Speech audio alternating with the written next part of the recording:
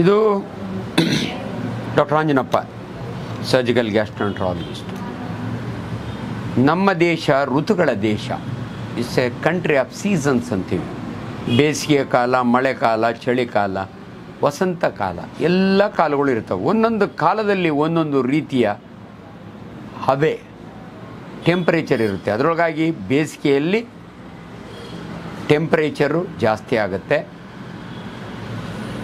ನಮ್ಮ ಬೆಂಗಳೂರನ್ನ ಮೊದಲಿಂದಲೂ ಕೂಡ, ನಾವು ಚಿಕ್ಕ ಹುಡುಗರಿಂದಲೂ ಕೂಡ garden city, air condition city ಅನ್ನೋರು. ಅನ್ಫಾರ್ಚುನೇಟ್ಲಿ ನೀವೆಲ್ಲ ನೋಡ್ದಂಗೆ ಮೊನ್ನೆ 41 ಡಿಗ್ರಿ ಸೆಂಟಿಗ್ರೇಡ್ಗೆ ಹೋಗಿದೆ. ನಿನ್ನೆ ಒಂದು ಸ್ವಲ್ಪ ಮಳೆ ಬಿತ್ತು. ಉಗಾದಿಗೆ ಊರ ಬಿಸಿಲಿರ್ತದೆ. ಬಿಸಿಲಿನ ಸಮಯದಲ್ಲಿ ಕೆಲವು ಪ್ರಿಕಾಷನ್ಸ್ ತಗೊಳ್ಳೇಬೇಕು. ಅದರೊಳಗಾಗಿ ಮಕ್ಕಳು, ವಯಸ್ಸಾದವರು, ಗರ್ಭಿಣಿ ಸ್ತ್ರೀಯರು ದಯವಿಟ್ಟು ಬಿಸಿಲಿನಲ್ಲಿ ಬೆಳಗ್ಗೆ 10ರಿಂದ 3 ಗಂಟೆಗೆ ಆದಷ್ಟು ಬಿಸಿಲಿಗೆ ಹೋಗಬೇಡಿ. ಹೋದರೆ ಏನಾಗುತ್ತೆ, ಸನ್ಸ್ಟ್ರೋಕ್ ಅಂತೀವಿ ನಾವು. ಎಲ್ಲೋ ಒಂದು ಕಡೆ ಹೀಟ್ ಸ್ಟ್ರೋಕ್ ಅಂದರೆ ಏನು ರೀ ಡಾಕ್ಟ್ರೇ ಅಂದರೆ ಭಾಳ ಸರಳ. ನೀವು ಟೆಂಪ್ರೇಚರ್ ಜಾಸ್ತಿ ಆದಾಗೆ ಸ್ವೆಟಿಂಗ್ ಜಾಸ್ತಿ ಆಗುತ್ತೆ, ಬೆವರು.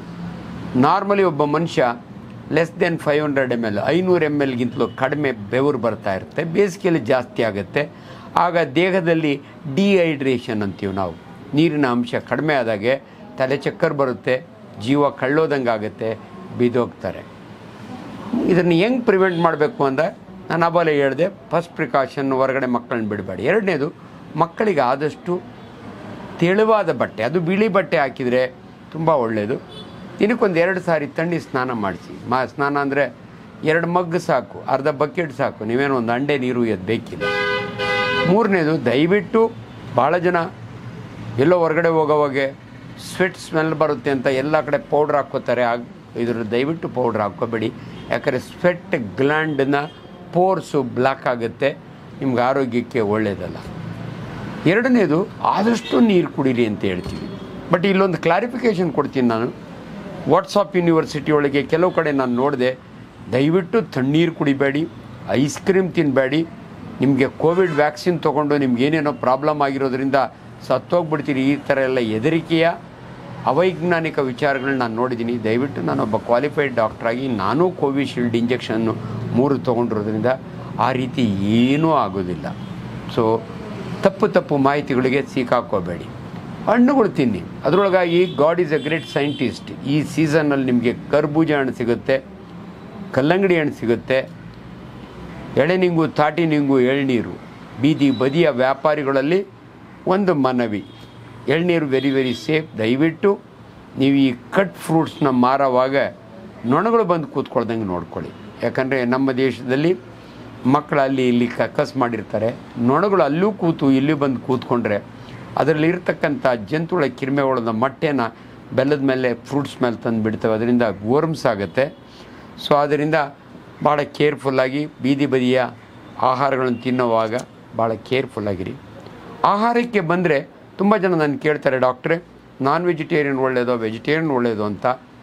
ಈಗ ನೋಡಿ, ಈ ಬೇಸಿಗೆಯಲ್ಲಿ ಹಬ್ಬಗಳು ಜಾಸ್ತಿ, ಊರಹಬ್ಬ, ಅಣ್ಣಮ್ಮನ ಜಾತ್ರೆ, ಬೀಗರೂಟ. ದಯವಿಟ್ಟು ನಾನ್ ವೆಜಿಟೇರಿಯನ್ನ ಲಿಮಿಟ್ಟಾಗಿ ತಿನ್ನಿ. ಯಾಕಂದರೆ ಡೈಜೆಷನ್, ಸೊಪ್ಪು, ತರಕಾರಿಗಳು, ಹಣ್ಣುಗಳು ಜೀರ್ಣ ಆದಷ್ಟು ಸುಲಭನಾಗಿ ನಾನ್ ವೆಜಿಟೇರಿಯನ್ ಫುಡ್ಡು ಜೀರ್ಣ ಆಗೋದಿಲ್ಲ.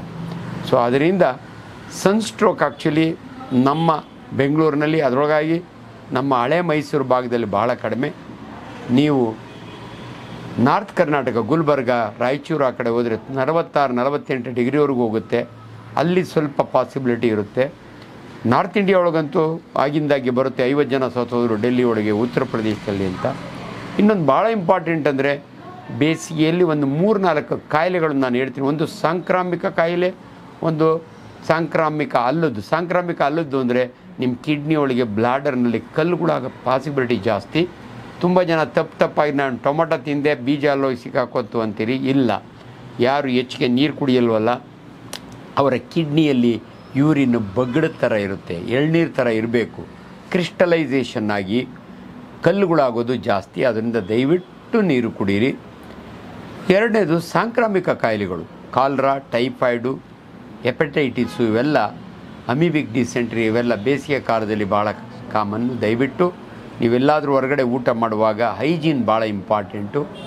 ನೀವು ಪಾನಿಪುರಿ ಮಸಾಲೆ ಪೂರಿ ತಿನ್ನೋ ಅಂಥವ್ರು ಬಿಸಿ ಬಿಸಿ ಮಸಾಲೆ ಪೂರಿ ತಿಂದರೆ ಏನೂ ಅಂಥ ತೊಂದರೆ ಆಗಲ್ಲ. ಆದರೆ ಪಾನಿಪುರಿಯಲ್ಲಿ ಆ ಪಾನಿಯಲ್ಲಿ ಭಾಳ ಸಾರಿ ಬ್ಯಾಕ್ಟೀರಿಯಾ ವೈರಸ್ಗಳು ಆರಾಮಾಗಿರ್ತವೆ, ದಯವಿಟ್ಟು ಅವಾಯ್ಡ್ ಮಾಡಿ. ಸೊ ಕೊನೆಯದಾಗಿ ಸಫಿಷಿಯೆಂಟ್ ನೀರು, ಬಾಯಾರದಾಗಷ್ಟೇ ನೀರು ಕುಡಿಯೋದಲ್ಲ, ಅವಕಾಶ ಸಿಕ್ಕದಾಗೆಲ್ಲ ನೀರು ಕುಡೀರಿ. ಈ ಹಣ್ಣು ಹಂಪಲುಗಳನ್ನು ತಿನ್ನಿ, ಆರಾಮಾಗಿರಿ. ಹಳ್ಳಿ ಕಡೆಯವರು ಅನ್ಫಾರ್ಚುನೇಟ್ಲಿ ಸಿಟಿ ಒಳಗಿದ್ದಂಗೆ ಎ ಸಿ ಚೇಂಬರ್ಗಳು ಇರಲ್ಲ. ಆದರೆ ದೇವರು ನಿಮಗೊಂದು ಎ ಸಿ ಮರ ಕೊಟ್ಟಿದ್ದಾನೆ. ಹಳ್ಳಿಗಳ ಕಡೆ ಹೊಂಗೆ ಮರ ತುಂಬ ತಣ್ಣಗಿರುತ್ತೆ. ಹೊಂಗೆಯ ನೆರಳು ತಾಯಿಯ ಮಡಿಲು ಅಂತಾರೆ. ಮನೆ ಸುತ್ತಮುತ್ತ ಮರ ಬೆಳೆಸಿ, ಹೊಂಗೆ ಮರ ಏನಾದರೂ ಇದ್ದರೆ ಮಧ್ಯಾಹ್ನ ಊಟ ಮಾಡಿ ಅದ್ರ ಕೆಳಗಡೆ ಚಾಪೆ ಹಾಕ್ಕೊಂಡು ಮಲ್ಕೊಳ್ಳಿ, ತಂಪಾಗಿರುತ್ತೆ. ಇಷ್ಟರಲ್ಲಿ ಇನ್ನೇನು ಮಳೆ ಬರೋದ್ರಲ್ಲಿದೆ. ಇವತ್ತು ನಾಳೆ ಒಳಗಾಗಿ ಮಳೆ ಬಂದರೆ ಅಭಯ ಗುಣ ತಂಪಾಗುತ್ತೆ. ನಿಮ್ಮೆಲ್ರಿಗೂ ಒಳ್ಳೆಯದಾಗಲಿ. ನಮಸ್ಕಾರ. ಡಾಕ್ಟರ್ ಅಂಜನಪ್ಪ. ತಣ್ಣೀರು ಸ್ನಾನ ಆಲ್ವೇಸ್ ಬೆಟರ್. ಉಗುರು ಬೆಚ್ಚಗಿನ ನೀರಿನಲ್ಲಿ ಬೇಕಾದ್ರೆ ಸ್ನಾನ ಮಾಡ್ಬೋದು. ಭಾಳ ಜನಕ್ಕೆ ಚಳಿಗಾಲದಲ್ಲಿ ಬಿಸಿನೀರು ಬೇಕು ಅನಿಸುತ್ತೆ. ಈಗಲೂ ಬಿಸಿನೀರು ಮಾಡೋದ್ರಿಂದ ತಪ್ಪೇನಿಲ್ಲ, ಬಟ್ ಐಡಿಯಲಿ ತಣ್ಣೀರು ಬೆಟರ್. ಸರ್, ಹೀಟ್ ವೇವ್ ಅಂತ ಏನು ಹೇಳ್ತಾರೆ, ಅದು ಅದ್ರ ಯಾವ ಥರ ಡೇಂಜರ್, ಅದು ಯಾವ ಥರ ಇದಾಗುತ್ತೆ ಅಂತ?